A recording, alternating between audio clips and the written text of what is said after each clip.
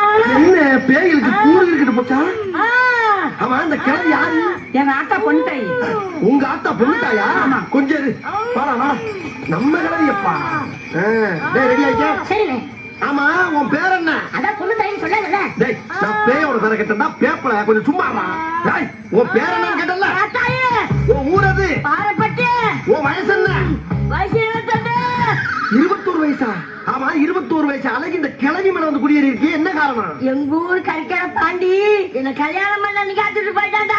சரி, முதல்ல நடக்கல. அதுக்கு இந்த கிழவி மேல வந்து ஏறி இருக்கீங்க. பாண்டி வசல்டா. அவங்க கூட ஃபர்ஸ்ட் நைட் முடிச்சிட்டாண்டா. நான் வெளிய போவேன்.